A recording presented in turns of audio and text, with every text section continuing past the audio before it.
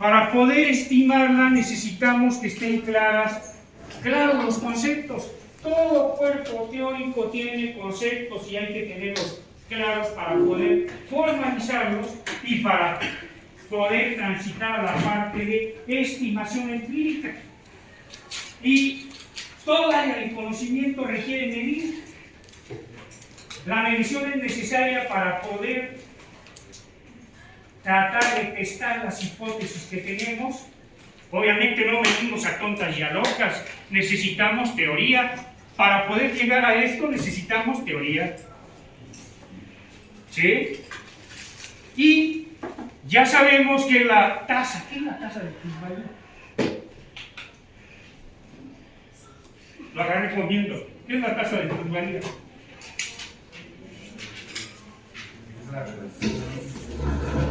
¿Sí sabe cómo? ¿No? ¿Ya lo vieron con la profesora? ¿Qué es? ¿Qué es la tasa de plusvalía? Lo que se queda el capitalista del trabajo del obrero. Esa es la tasa de plusvalía.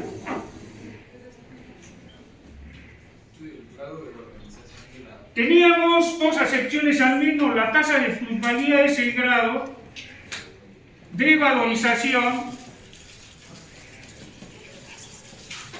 del capital variable o bien es el grado de explotación del capital variable.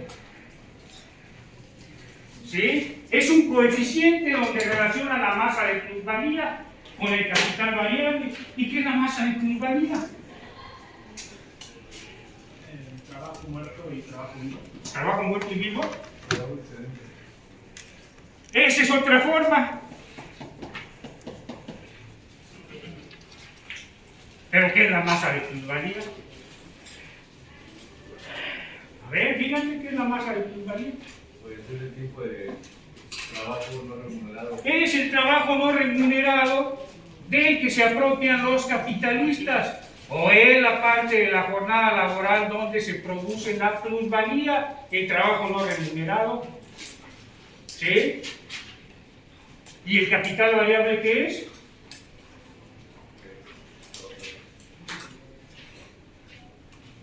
Es el volumen de capital desembolsado por parte de los capitalistas en la compra de fuerza de trabajo. ¿Sí? Es que fue por la extensión. Bueno. ¿Sí va a servir esa cosa? Parece que está validada. Entonces tenemos ya estas relaciones. ¿Sí? Y para poder testar esta relación necesitamos en primera instancia calcular la masa de plusvalía, calcular el capital variable. Y ya sabemos, aquí en la presentación, ahora que venga, lo primero que quiero plantear son un conjunto de rasgos que tiene el capitalismo, porque estamos hablando de que todo esto funciona solo en el sistema de producción capitalista. ¿Sí? Porque solo en él los resultados de la actividad de los trabajadores cristalizan como mercancías. ¿Sí? Y ahí vamos a ver entonces estos 5 rasgos que tiene, o estos 5 cualidades que tiene su genoma del capitalismo o en su ADN. ¿Sí? En ese contexto entonces, uno primero es que es un modelo que va a funcionar para una economía que se caracteriza por producir mercancías. ¿Sí? Ya con todos los rasgos, si ustedes saben qué es la mercancía, qué es la célula básica del funcionamiento del sistema de producción capitalista. Luego sabemos que el capitalismo también se caracteriza porque tiene el rasgo básico de trabajo asalariado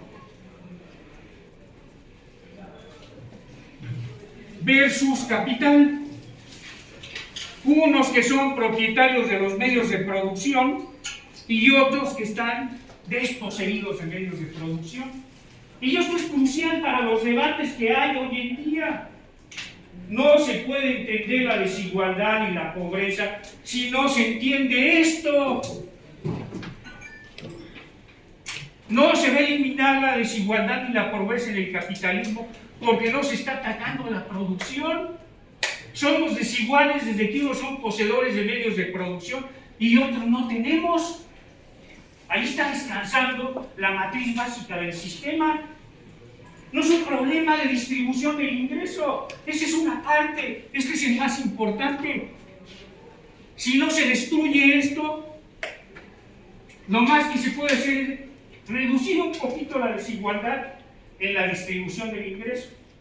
Luego el sistema tiene un tercer rasgo que se llama todo el problema de la propiedad privada.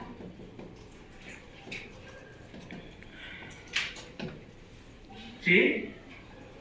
El sistema tiene como rasgo central la propiedad privada para poder defender que estos sigan concentrando de manera privada los medios de producción. Y tiene el motivo móvil que es el más importante: producir para obtener ganancia, producir para obtener lucro. Ese es el acicate principal. Todo lo que va tocando le va haciendo que funcione en esta lógica. Para transformar y destruir las formas de organización no capitalista, comienza a poner en su genoma estos rasgos. Y al principio es una lucha muy fuerte, avanza y retrocede. Todo eso lo vieron cuando analizaron cómo viene el mundo del capitalismo, cómo nace, cómo se expande. ¿Sí? Y tiene además un quinto rasgo: mercancía, trabajo asalariado, ganancia, propiedad y todo el hecho de producir plusvalía, trabajo no remunerado. ¿Sí? Y obviamente para lograr perpetuar esta lógica requiere generar instituciones, requiere generar abogados para que lo defiendan, la propiedad privada, para eso sirven los de derecho, la defensa del sistema de producción capitalista, ¿sí? Y luego nos venden toda la democracia, pero esto no lo mueven, ¿ya? Bueno,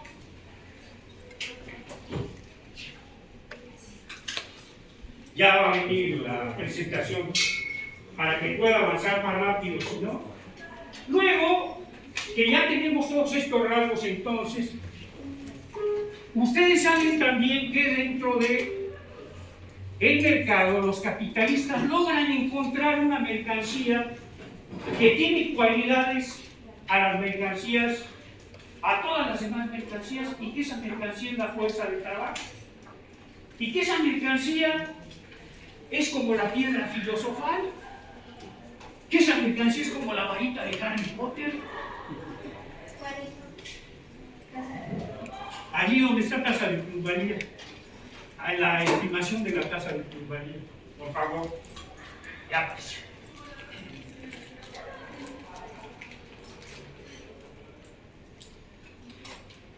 Avancen al siguiente. Déjenme nada más borrar, no tiene borrador. Ah, mira, lo traigo. Y es lo que sí. Gracias.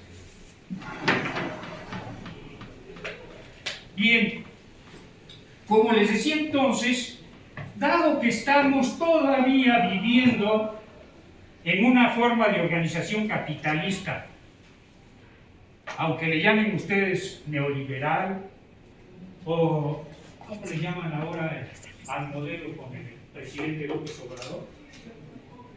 Capitalismo con rostro humano, o como le llaman. En todas ellas siguen imperando estos rasgos que señalaba, y además nos ha tocado vivir y nos va a tocar morir también algunos en el capitalismo. Entonces tenemos que aprender qué es lo que mueve al capital, qué es lo que hace diferente al capital de las demás formas de organización social. ¿Sí? Y en ese sentido,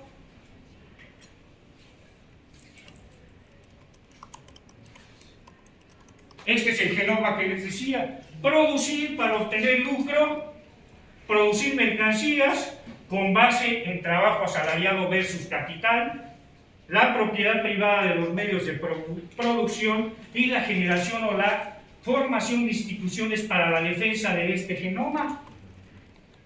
Y todo eso se va a expresar en su forma dineraria, el dinero del que me faltaba. La forma de manifestación necesaria del valor de las mercancías en el capitalismo es dinero. Vamos al supermercado y lo que encontramos son mercancías que tienen una etiqueta y dice yo valgo tanto. No le dice yo fui producido en tantas horas, hombre. Pero detrás están las horas, hombre, que fueron necesarias en términos sociales para producirlos. Ese es el ADN. Además, nosotros sabemos o tenemos una hipótesis en toda la teoría marxista que nos dice que la fuente de la riqueza es el trabajo de los hombres y las mujeres. Es hipótesis que comenzó a plantearla la fisiocracia y posteriormente la desarrolla, la profundiza, discrepa más y la consolida, ¿sí? Y dice, es el trabajo entonces de los hombres y las mujeres lo que ha permitido que la sociedad se haya perpetuado hasta nuestros días, ¿sí? Y en el caso del capitalismo es el trabajo asalariado productivo, es el que genera la riqueza, es el que ha posibilitado que tengamos determinado tipo de patrones de consumo, que nos vistamos de determinada forma también. Es ahí donde se producen las mercancías, ¿sí? Es a partir de esa actividad que se genera la nueva riqueza en la sociedad capitalista.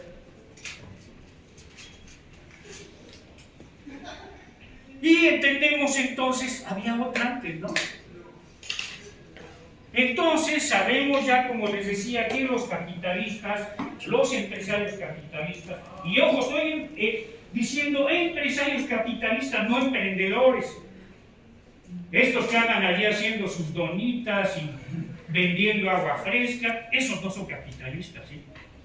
Estamos hablando de empresarios que no asientan negocios a tontas y a locas. Ellos llevan a cabo evaluación de proyectos para ver si es rentable o no.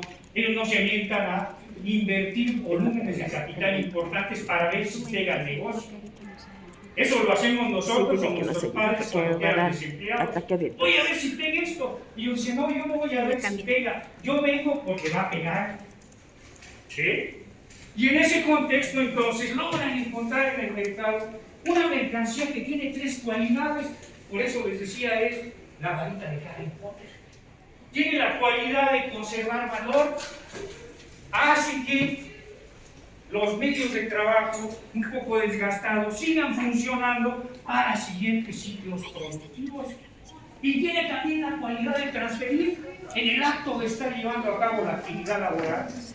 La fuerza de trabajo también hace posible que se vaya transfiriendo lentamente el valor de los productos a la nueva mercancía.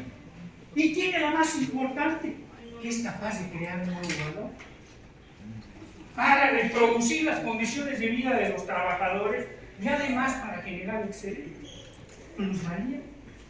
Esas tres cualidades tiene la fuerza de trabajo, no la tienen las demás mercancías. ¿Sí? Esta es por lo menos la hipótesis que tiene toda la economía política. Por supuesto, discrepa la teoría neoclásica. Ellos hicieron otra visión alternativa donde dicen que no hay tal mercancía, que lo que tenemos es utilidad, que es el placer que nos dan las mercancías de manera individual. Y luego les decimos, ¿y cómo miden el placer? Dice, pásale rápido la hoja para que no se dé cuenta. Y construyen así un modelo de equilibrio general, sin solucionar problemas básicos que tiene ese modelo. Porque al final de cuentas no les interesan los problemas reales, les importa encubrir las relaciones capitalistas.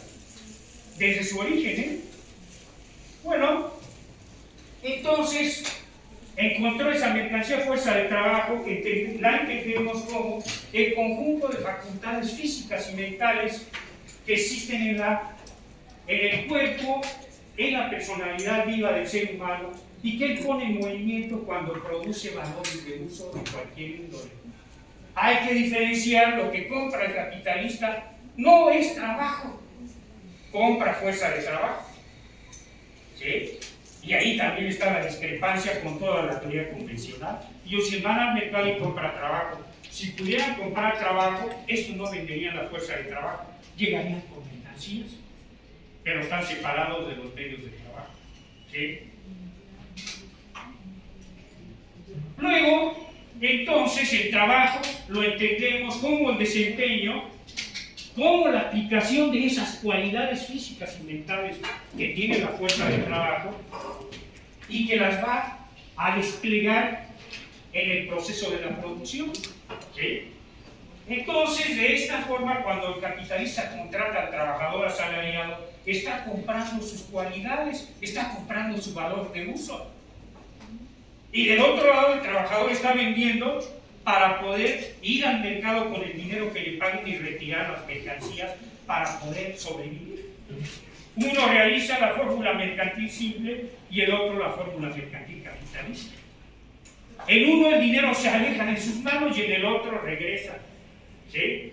Porque uno está trabajando con base al uso y el otro para sobrevivir y poder perpetuarse. ¿Sí? Está entonces comprando fuerza de trabajo, no trabajo. Entonces los trabajadores, al desplegar estas cualidades físicas y mentales en el proceso de la producción, logran que se conserve el valor de los medios de producción. También en ese acto se hace posible que se vaya transfiriendo lenta o totalmente el valor de los insumos o de las materias primas fundamentales y auxiliares, y que lentamente se vaya transfiriendo el valor del capital fijo. ¿Sí?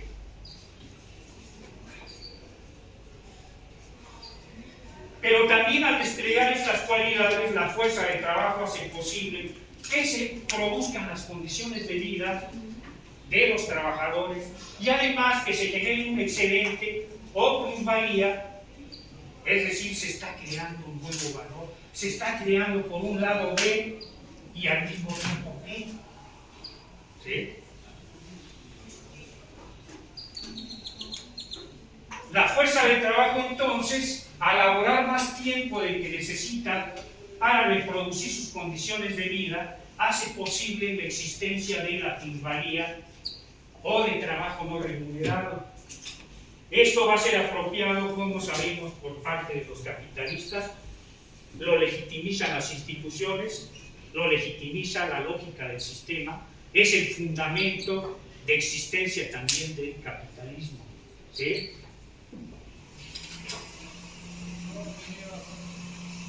Y dado que la fuerza de trabajo es la fuente de la plusvalía, entonces para observar la capacidad que tiene la fuerza de trabajo o capital variable para generar la plusvalía, a esa relación la conocemos como tasa de plusvalía. ¿Sí? De tal suerte que entonces la plusvalía la obtenemos, la tasa de plusvalía la obtenemos como la relación de la masa de plusvalía entre el capital variable, y a esa relación la denominamos como tasa de explotación o grado de valorización del capital variable o capacidad del capital variable para crear excedente. ¿Sí? Y lo obtenemos como esta P pequeña con un apóstrofo, que lo llamamos tasa de plusvalía, que es la relación de la masa de plusvalía entre el capital variable, o también la relación de trabajo excedente entre el trabajo necesario. ¿Sí? Ahora, ¿cómo le hacemos para estimar esto para México? ¿Y por qué es necesario estimar? ¿Por qué nos interesa mucho estimar categorías de la economía política? Primero, porque nos permiten tener una mejor visión de la evolución de la realidad, de esa realidad que queremos aprender, comprender, explicar y estudiar. y tratar de predecir. ¿Sí? Toda la teoría tiene que testar, decía el viejo Galileo Galilei, si no se puede medir, hay que tratar de medir, porque los modelos requieren validarse con la empiria. Pero no lo hacemos a tontas y a locas, necesitamos teoría. La empiria no sustituye la teoría, pero sí tenemos que estar yendo a ella para ver cómo se están solucionando también los problemas, no imaginándolos. ¿Sí? Necesitamos también medir, porque nos permite tener una mejor, no, avancen a la siguiente, por favor, porque nos permite visualizar, medir el impacto de las políticas económicas sobre la fuerza de trabajo, como todo esto que pasó con el sistema de jubilaciones y pensiones, como todo esto que está pasando en el país de la jornada de trabajo, que no quieren reducirla a 40 horas. ¿Sí? Necesitamos medir para lograr una fundamentación mejor de las discusiones. Necesitamos medir para poder evaluar la validez y actualidad de nuestras teorías.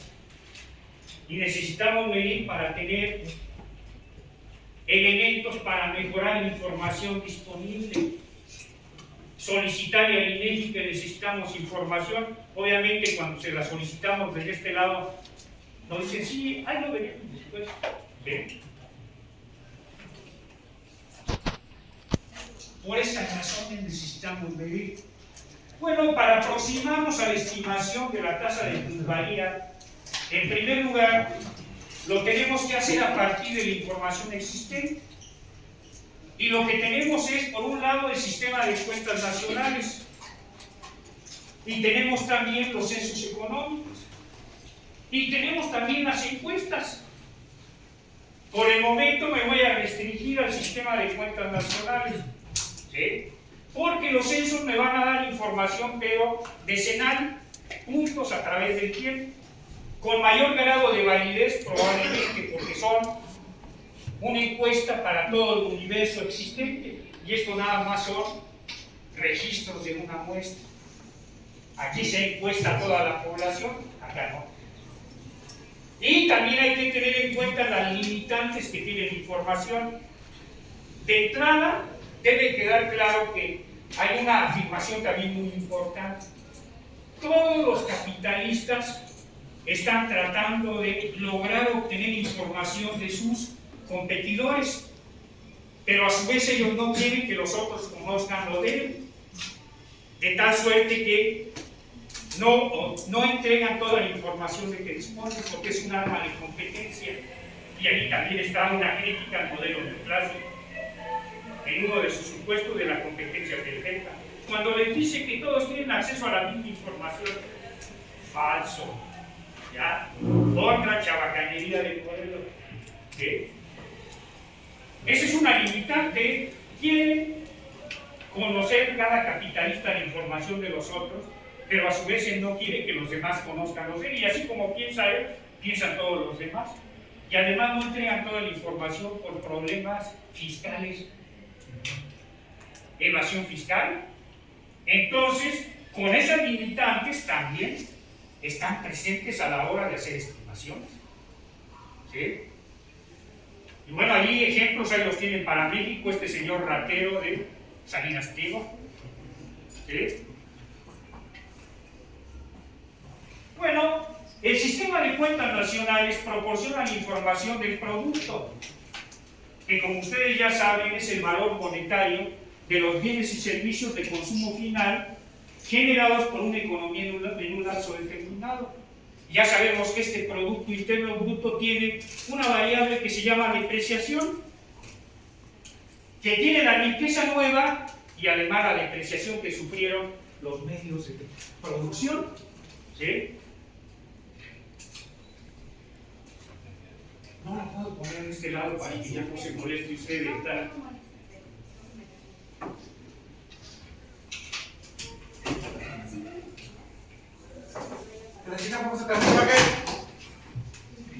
¿Es usted o de la facultad? Ah, sí, la moderniza. Bueno, ya sabemos entonces qué se quiere. Para que las actividades económicas sean medidas en el Producto Interno Bruto, necesitan cumplir dos condiciones. Primero, que sean actividades que entren al mercado, que se compran y se vendan. Aquí no va a estar toda la actividad que es de cuenta propia, porque eso no va al mercado.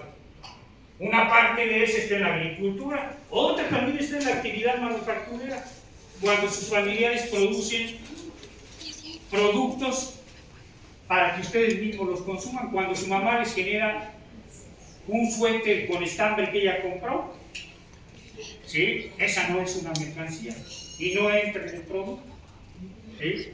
Y luego la segunda condición es que sean actividades legales. Aquí no está el narcotráfico, a pesar de que es una actividad muy importante, ilegal, y produce mercancías, por supuesto. De tal suerte que a la hora que uno está midiendo el producto hay que tener asegúnes con esto. Pero es lo que tenemos, desafortunadamente. ¿Sí? ¿Cómo podemos evitar lavados de dinero? Teóricamente no, pero el lavado ahí está metido. ¿Sí? ¿Cómo le hace el INEGI para evitar el lavado? No lo hace. Nada más dice que todas son actividades legales. Aunque circulan, a la hora que va y le preguntan, usted no le dice a qué actividad se dedica, no le dice, ay, es que produzco morfina o cocaína. Tengo una empresita que produce piñas que después van a ser rellenas con droga, ¿no? Pero bueno, o sandías que traficaban hacia Estados Unidos rellenas de cocaína. Hay muchos ejemplos, pero la medición del producto plantea estas dos condiciones. Y hay actividades aquí que son súper necesarias para la reproducción de la sociedad, como es todo el trabajo doméstico. Pero no está, porque no entra al mercado como mercancía. Y hay estimaciones, sí, y es muy importante, sí, si no, no se puede reproducir la fuerza de trabajo. Pero bueno, estas son las condiciones del INEGI.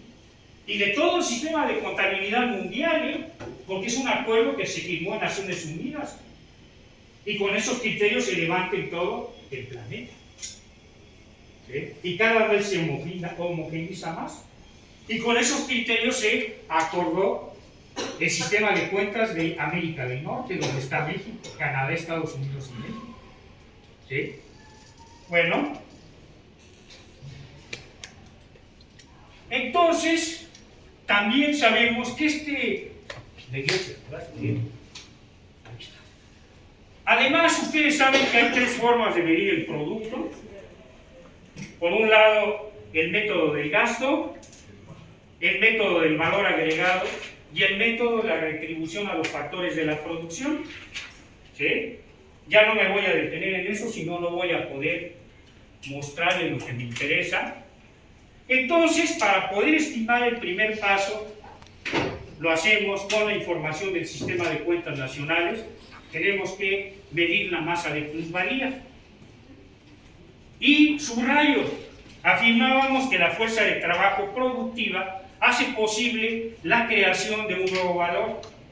Es decir, esta fuerza de trabajo hace posible que se reproduzcan las condiciones de vida del trabajador y además que se genere la plusvalía.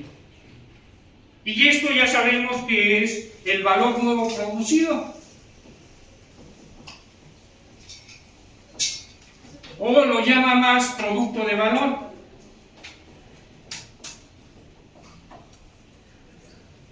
¿Sí? Esto no existía. No había mercancías, lo que teníamos era fuerza de trabajo. Esto tampoco existía. Esta es la riqueza nueva producida por una economía. ¿Sí? Y entonces, en un primer rubro que debemos obtener es el valor nuevo producido o producto de valor. Y eso ya lo conocemos en la contabilidad nacional como Producto Interno Neto. En la contabilidad nacional, lo que encontramos es que este Producto Interno Neto lo podemos obtener de dos formas, directamente ya con el sistema de cuentas nacionales, o bien a partir de quitarle al producto la depreciación. ¿Sí? Y esto hay que tenerlo en cuenta porque tal como Producto Interno Neto solamente se comienza a sistematizar a partir de 1993. Antes de eso no lo tenemos de manera directa, tenemos que hacer este procedimiento. Y hay que subrayar aquí también, normalmente la mayor parte de los estudios que hay solo trabajan con el producto, porque hay una polémica sobre la confiabilidad que tiene el cálculo de la depreciación del capital fijo. Porque este criterio ha venido cambiando. Pero bueno, yo parto del hecho de que efectivamente están las condiciones promedio. Entonces, la diferencia del PIB menos la depreciación le va a dar el Producto Interno Neto, que es un aproximado del valor nuevo producido o del valor monetario de la riqueza nueva producida por una economía en un periodo determinado. Eso ya directamente lo traigo de el INEGI para el periodo de 50 hasta el 92, lo hice con el procedimiento de PIB menos consumo de capital. Pero además, en la teoría marxista, ese PIB ya sabemos que es generado solamente por los trabajadores productivos, que hay un montón de trabajadores en la sociedad, pero que unos se dedican a actividades productivas y otros a actividades improductivas, ¿sí? Entonces, debemos de definir qué entendemos por trabajo productivo. Y vamos a definir como trabajo productivo como aquel que tiene las siguientes características. Primero, que es trabajo asalariado. Esa es la condición básica.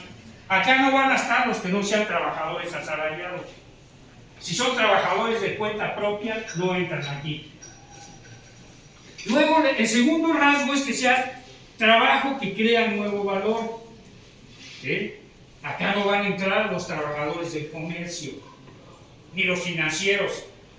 ¿Sí? Y el tercer rasgo es además que sean trabajo que conserve y transfiera valor. ¿Sí?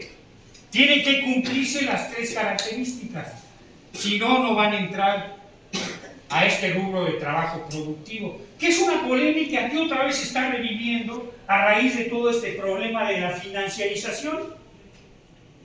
Hay críticas en Estados Unidos al hecho de que esa economía se haya dedicado solamente a producir títulos de deuda, y entonces eso ha provocado una pérdida de competitividad de la economía gringa, de tal suerte que hasta en 45 de 47 actividades económicas más importantes los chinos ya sean superiores a ellos.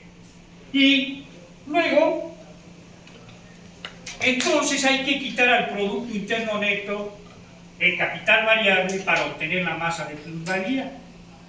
Y hay que calcular entonces al capital variable. Y para calcular al capital variable, obtenemos del sistema de cuentas nacionales el rubro de remuneración de asalariados. Y de ella solamente vamos a tomar la remuneración de asalariados productivos. Y para poder obtener los asalariados productivos, vamos a agrupar las actividades productivas que van a hacer el capital variable a las siguientes actividades.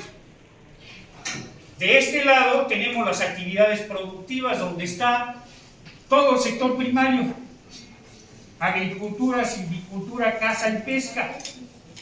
Luego todo el sector de la minería. Luego todo el sector de generación, transmisión y distribución de la energía eléctrica y gas. Luego toda la construcción, las manufacturas, el transporte, los correos y el almacenamiento, la información en medios masivos y los servicios de esparcimiento cultural, deportivos y otros servicios recreativos, y los servicios de alojamiento temporal y preparación de alimentos y bebidas. Todas estas actividades es donde están los trabajadores productivos. Los trabajadores que estén laborando aquí son a los que vamos a considerar como capital variable. ¿Sí? Las erogaciones que realizan los capitalistas en la compra de toda esa fuerza de trabajo va a ser mi capital variable. Y de este lado están las actividades improductivas, pero necesarias para que el sistema funcione adecuadamente, sin contratiempos. Por supuesto que hay limitantes en el caso de la contabilidad mexicana, porque hay aquí el servicio de apoyo a los negocios y manejo de residuos y servicios de remediación, actividades que son productivas, pero no están suficientemente desglosadas. Lo mismo en los servicios educativos. Toda la inversión que destinan los empresarios para la venta de educación privada debiera de estar de este lado, pero no hay información que nos permita tener una serie larga, incluso una serie buena de manera de 93 para acá. Por eso lo seguimos dejando acá. Y también en los servicios de actividades gubernamentales hay actividades que son productivas. Pero bueno, dado que no tenemos información desglosada, hemos querido hacer estimación con este criterio. Y es un criterio que utiliza también para Estados Unidos Lefteris, un economista griego. Es un criterio que utiliza también Fred Mosley. Es un criterio que utiliza también Shea. Por supuesto, la calidad y la serie de información para Estados Unidos es más adecuada. En el caso mexicano apenas están mejorando. ¿Sí? Bueno, y luego aparece la pregunta de todo esto, ¿cuál es entonces la parte del Producto Interno Neto que corresponde a la plusvalía? Ya sabemos que a los trabajadores asalariados se les paga por laborar durante el año, y en las cuentas nacionales aparece todo el pago de los trabajadores como remuneración de asalariados. Y de ese total hay que tomar solamente al capital variable, con este criterio que señalaba antes. ¿Sí? Con eso hacemos entonces el PIB como B más T, la masa de plusvalía como el Producto Interno Neto menos el capital variable, y luego la tasa de explotación. Con eso hemos obtenido estos datos para la economía mexicana desde el 50 hasta el 2022. Este es el capital variable y esta es la masa de plusvalía. ¿Sí? Luego, ahí está la tasa. La tasa de plusvalía para México entre 50 y 2022. En 50 era de 4.37 y se contrae en 22 a 5.82 como producto de la pandemia. Aquí se profundiza, pero ya venía cayendo. Vean nada más, la cúspide la tenemos en 2012 y luego viene un ligero descenso que la tasa más baja es de 5.82 y bueno, esa no es la más baja la tenemos en 60 con 3.89.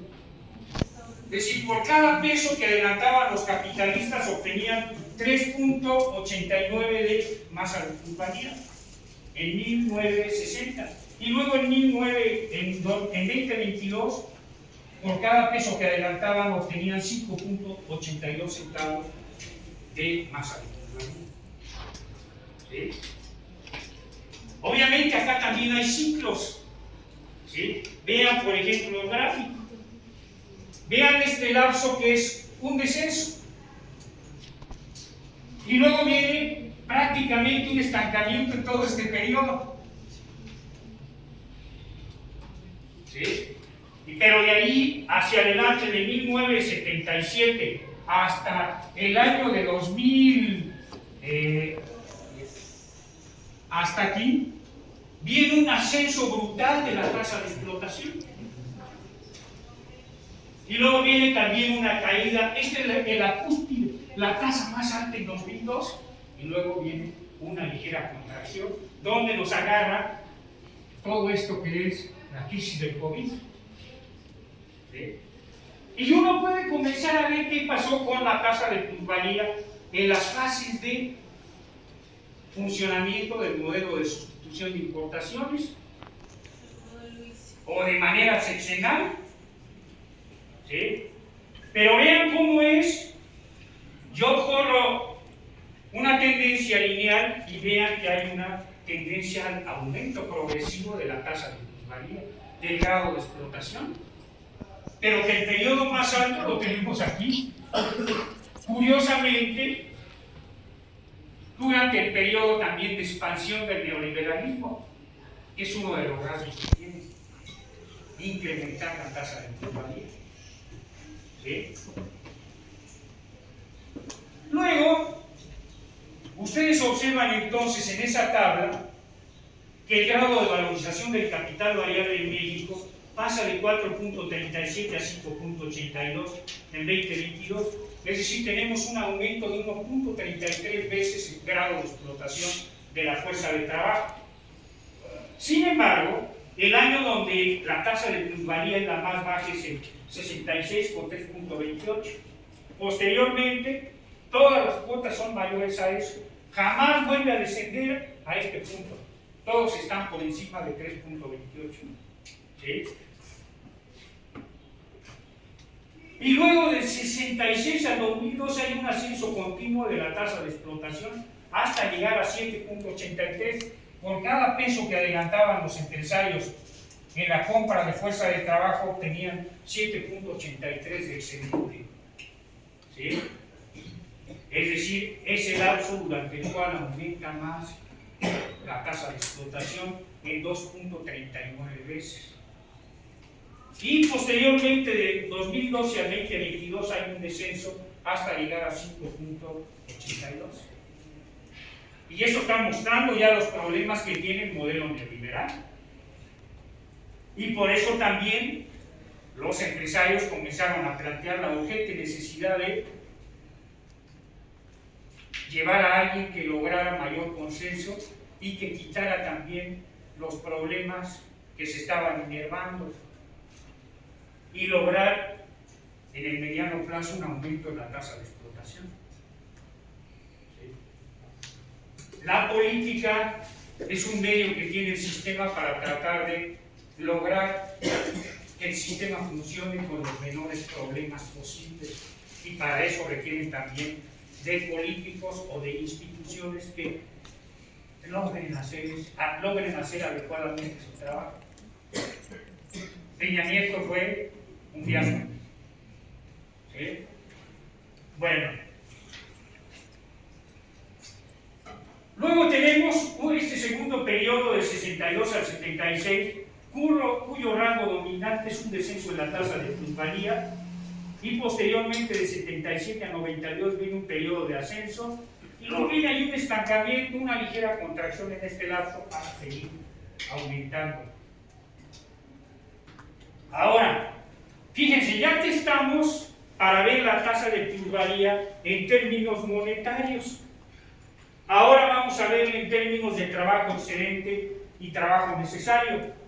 Para ello necesitamos obtener información sobre las horas promedio laboradas por trabajador ocupado en México. Y esa información está disponible en la OCDE y en las Penny World Table. ¿Sí?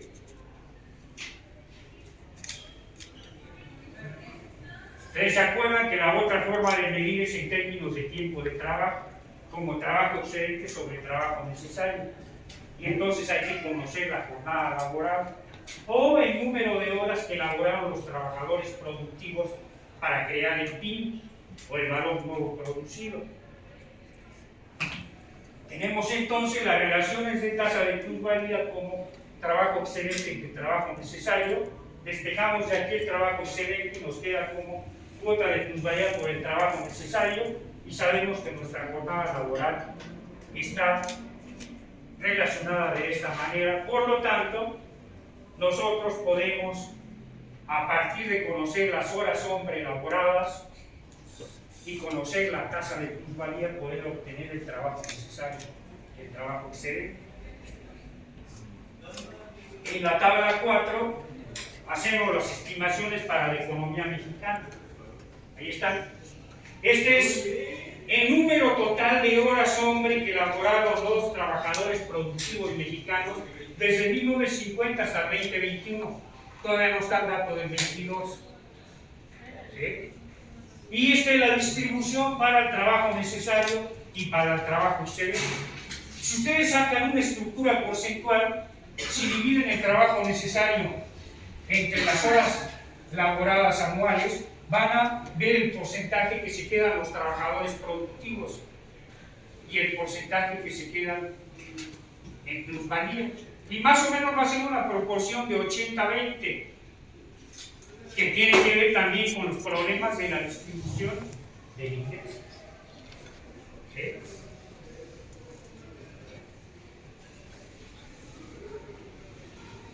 Bueno, de esa manera obtenemos hasta 2021. Incluso se va contrayendo, esto de aquí solamente representa cerca del 15%, 15,85. ¿Sí?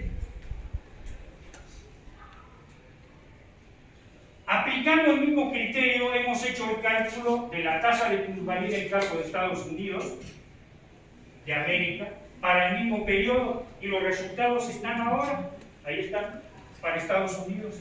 Estos son millones de dólares de capital variable y de masa de plusvalía. ¿Sí? Todo esto lo hice a partir de la National Income Product Account, ¿sí? Que está ahí hasta el 2022. Y con eso, vean la tasa de plusvalía en Estados Unidos, que es de 1.44 en 50 hasta un aumento de 5 en el 2022. Aquí hay un ascenso continuo, a diferencia de la economía mexicana, donde es más inestable. Y eso se visualiza en el gráfico, miren. Vean aquí cómo los incrementos son muy lentos. Y a partir de aquí cómo viene un ascenso brutal. Y cómo a pesar de la pandemia solamente les pegó ligeramente. Y siguen, ¿por qué razones? Una de ellas seguramente tiene que ver con que las actividades en Estados Unidos, la mayor parte son actividades privadas. ¿Sí? La intervención del gobierno es prácticamente nula. Y además porque ahí están incorporadas también actividades que no tengo acá, que es la educación privada. ¿Sí? Ese modelo que nos quieren vender también para nosotros los panistas, ¿sí? Y que también es un fracaso brutal.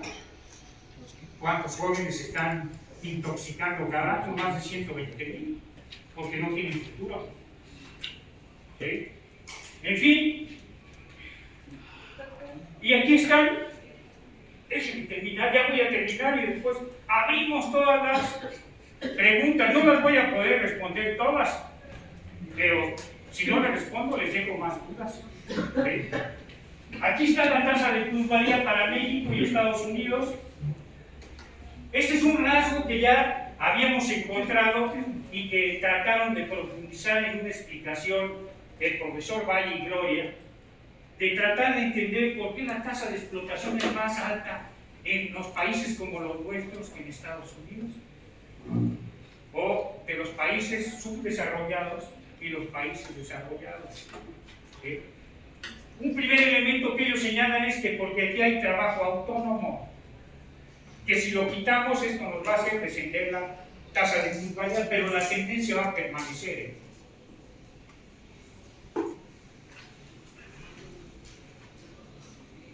Bueno, tenía otra posibilidad, pero mejor les voy a dejar hasta aquí para que nos quede media hora y podamos charlar. ¿Sale?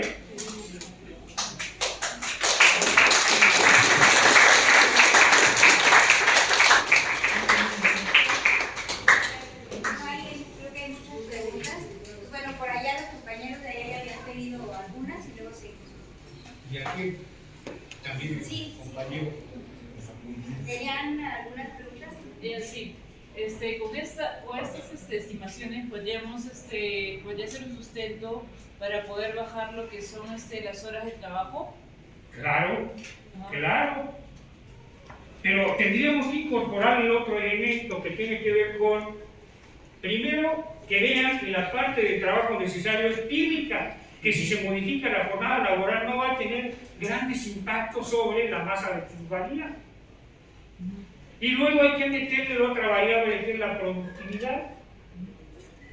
Claro, ¿sí? claro, porque, o sea, en términos de que, como la tecnología, o sea, cuando nos dieron las 8 horas de jornada de trabajo, que fue, acá creo que ya, o sea, ya han pasado más de 100 años, si no me equivoco, se producía cierta cantidad, ¿no? O sea, ellos estaban, en términos de producción, ya había cierta cantidad de producción, ya había también esa innovación tecnológica, donde ya, bueno, ya se está produciendo más de lo que ellos esperaban producir. Entonces, más eso, o sea, más toda la explicación que usted ha dado, ya deberíamos estar con menos horas de trabajo, porque ya están produciendo mucho más de lo que esperaban producir, o sea, ya están, o sea... Se elevó la productividad, pero no se elevó al mismo ritmo el salario. Exacto. Entonces lo que propició todos los beneficios de productividad fueron para la masa de plusvalía Claro, exacto. y una porción menor para los trabajadores. Incluso se cayó todo el periodo. Esto lo podemos relacionar con el salario nominal y sobre todo con el real. Tiene una etapa donde el salario real crece hasta 1976 y después se cae, pierde capacidad de compra de salario de cerca del 80%. Sí. Ahí tiene otro elemento para decir hay que bajar la jornada laboral. Y además, la introducción de mejores métodos productivos lo que ha provocado es que se ha hecho un trabajo más intensivo, donde la máquina es la que pone el ritmo al trabajador y lo vuelve más estresante. Y eso hace también que aparezcan enfermedades del estrés, Pero más accidentes. había intensificación en el trabajo, Así había, es. hay muchos factores para pedir lo que es la reducción de la jornada de trabajo y que incluyen también lo que es la intensidad del trabajo, lo que es la innovación tecnológica. Ya van 100 años de la jornada de trabajo de 8 horas. O sea, ya estamos a puertas de que debería de buscarse por una reducción de la jornada laboral, pues, ¿no? Pero y con esos datos se podría Claro, se fundamenta. se complementa para poder luchar por una reducción de jornada laboral, ¿no? Sí, pero esta visión solo la manejan los críticos, nosotros no les interesa, porque esto es aceptar que es la fuerza del trabajo la que crea el valor. Y ellos dicen que no, porque parten del fundamento neoclásico. Están usando el argumento de la última hora de diseño. Aún más. Así son los empresarios. Ese es el argumento que señalaba, un argumento que va desde hace más de 100 años. Y dicen que ellos son los actualizados. Claro, que Marx tiene 1000 años, dice. ¿No? Bueno, Por acá había otra pregunta. Una pregunta, maestro. En la gráfica de Estados Unidos, de las actividades productivas, como que no vimos el desglosado de qué eran actividades productivas. las mismas, es el mismo criterio del cuadro anterior. Pero el caso de Estados Unidos tiene una característica que México no, el gasto o vamos a decir, el consumo militar, producción de armas, ¿no? Eso es algo que incluye. Sí, ahí está metido todo. Y incluso Son mercancías, son valores de uso que se van a consumir, son mortales, pero ahí están, son mercancías. No importa si son para fines benéficos o destructivos, entran al mercado. Ya que ha cruzado la información con las guerras provocadas por Estados Unidos. No, esa es la parte que tengo que trabajar, pero hay un gráfico muy ilustrativo donde muestra con el índice de valores qué ha sucedido con él, con los diferentes eventos que han impactado a Estados Unidos, la guerra de Corea, la intervención en Irak, etcétera, etcétera. Eso es lo que tengo que trabajar ahora que ya tengo la información, para ver cómo se relaciona. ¿Sí? Está el compañero y luego la compañera. Maestro, teniendo estas gráficas de México y Estados Unidos, más o menos hay una tendencia positiva de la tasa de plusvalía. No sé si ha desarrollado a partir de eso, no sé, una estimación de la tasa de ganancia. Y la pregunta entonces sería, ¿existe esa correlación? ¿Ya hay una correlación positiva? Entonces la tasa de ganancia también ha aumentado, o la composición orgánica de capital, la composición orgánica de capital tiene mayor incidencia en este caso. Mandíbula. Igual son comentarios. Es que justo hablando con Alejandro mencionaba que esta idea de que el sector de armas es productivo y genera valor para la economía es nueva dentro del marxismo. Y la segunda es que hay unos economistas venezolanos intentando medir tasa de ganancia para cada país, ¿no? Y justo han tenido problemas con la información de México. Entonces, igual, pasarle su contacto a usted. Para que ellos también me enseñen. Bueno, este es el otro elemento importante, cómo transformamos la tasa de plusvalía a tasa de ganancia. Acá nos va a medir el grado de valorización de todo el capital desembolsado por parte de los empresarios. Aquí la fuente de la utilidad va a ser todo el capital, a diferencia de lo que está en, diríamos, en las placas tectónicas. En las placas tectónicas está la plusvalía, y la plusvalía se va a manifestar como tasa de ganancia para distribuirse entre todos los capitales. Y aquí hay una hipótesis central que tiene la teoría económica marxista, y dice Marx, este es el aporte fundamental, de que al dividir a ambos miembros entre el capital variable, voy a tener que la tasa de ganancia es la relación directa de la tasa de plusvalía con la composición orgánica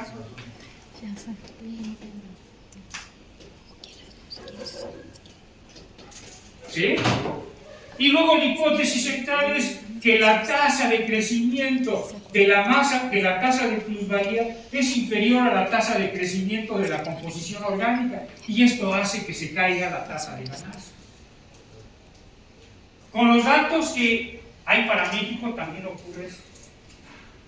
Con los datos para Estados Unidos, con estos economistas que señala Daniela, Morley, Shea, Valle, Valenzuela, Maito, Lester y Suferis, Diego Guerrero, Duncan Foley, César Sánchez, entre otros, todos encuentran un descenso de la rentabilidad. Hasta los propios de la Monty Review, los hijos de Paul Swiss. Pero las explicaciones de por qué desciende son diferentes. Esta es la hipótesis fuerte de Marx, que luego es cuestionada por autores como Harvey. Harvey dice, no es cierto, cada crisis tiene sus propias características. Y dice Roberts, no Harvey, el capitalismo lleva en sus entrañas una contradicción básica, que es esta, y que se va a estar presentando periódicamente y que va a generar crisis profundas del sistema. 29, y antes de 29 hubo otra que le tocó vivir a Marx. Luego tenemos la de 73-75. Luego tenemos la crisis de 2007-2009, de la cual esto que tenemos el COVID no es más que parte de ella, pero el sistema no ha mejorado su funcionamiento desde 2007-2009, sigue con agudos problemas, solo ha pateado el balón hacia adelante. A ver hasta cuándo. Y la discusión que tenemos, ¿qué es lo que provoca el descenso de la rentabilidad? Y aquí hay explicaciones diferentes. Aquí están las visiones subconsumistas. ¿Es la falta de demanda o es el exceso de producción? Las visiones de la desproporcionalidad o las visiones de descenso de que por crecimiento más rápido de la composición orgánica que de la cuota de plusvalía. Obviamente niegan esta porque es aceptar que el sistema no tiene cura, que el sistema lleve en su ADN contradicciones que no puede resolver. Esto implica la necesidad de una nueva organización social. Por eso Jaime se queda con esta y al final de cuentas se va con los subconsumistas de la Monty Review, con los keynesianos. Si el Estado interviene en la economía con gasto público, se van a solucionar esto. Bueno, ya lo ha hecho y periódicamente el sistema vuelve a mostrar los problemas que tiene. O aquí mismo la idea de son errores de política económica. Cuando dicen eso, uno dice, parece que los economistas no aprenden, parece José Alfredo Jiménez, siempre caen los mismos errores. Digo, y entonces, ¿dónde está la función de la teoría? ¿Sí? Esas son las hipótesis en la teoría marxista, y ya hay más. Los que están fuera de la teoría marxista plantean, acá van a tener los financiaristas, o la hipótesis de Minsky, la fragilidad financiera, ¿sí? O van a tener otras hipótesis neoclásicas. Todo esto ocurre, son desajustes temporales del mercado. Si le damos más libre mercado, esto va a funcionar. Oye, ¿y los seres humanos? Esos no cuentan. Esos que se destruyan, o la destrucción creativa de Schumpeter. Yo digo, no tiene nada creativo destruir, porque eso afecta a los seres humanos. Son repercusiones brutales. Gente que queda desempleada, sin expectativas, sin esperanzas. Digo, eso no es nada creativo, es destructivo para los seres humanos. Por eso se niegan a aceptar esto, porque esto implica la necesidad de transformar al sistema. Y cuando llegan a eso, todos habían hecho sus esperanzas en que estábamos en el mejor sistema social, y cuando escuchamos esto decimos, híjole, ya no fue. Es como cuando se desencantan con su novia, ¿sí? Eso es lo que tengo que decirles. Pero sí tengo estimaciones, pero eso es para otra charla. Por allá creo que había otra pregunta. ¿Alguien más? La profesora Zain. Sí, nada más es para pues invitarlos a los que quieran hacer sus tesis. Pues como ustedes se han dado cuenta, hay grandes líneas de investigación en relación a estos temas que el profesor pues, puede asesorarlos. Y yo creo que es muy importante que pues, no se dejen llevar por esa idea, porque me ha tocado ver profesores que plantean que el plusvalor no es posible medirlo, ¿no? Entonces con esto pues, el profesor está demostrando que no es así. Es posible hacer mediciones no nada más en México, sino a nivel mundial, y dar otras nuevas explicaciones a toda esta parte del problema de la pobreza, ¿no? Que existe en México, que yo creo en México y en el mundo, ¿no? Entonces que es muy importante.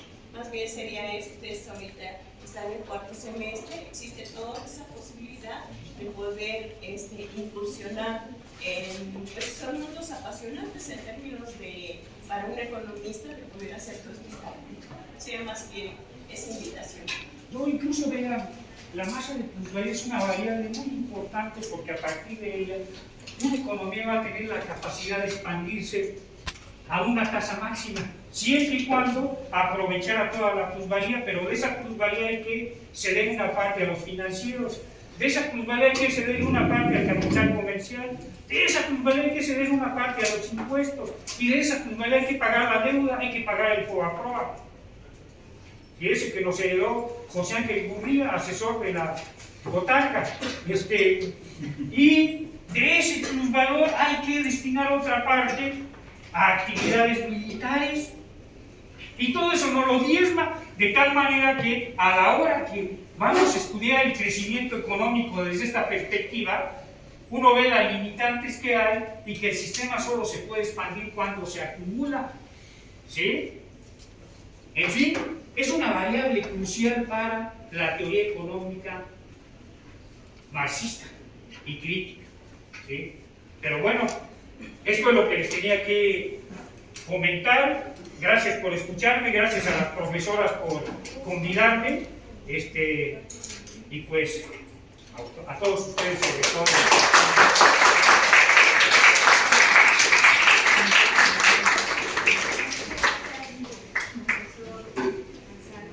Y bueno, gracias a ustedes. Pues ya como vieron, es un tema tema vigente y muy rico, que se puede profundizar y actualizar. Bueno, les recordamos que vamos a seguir con estas jornadas para que asistan. Gracias. Gracias.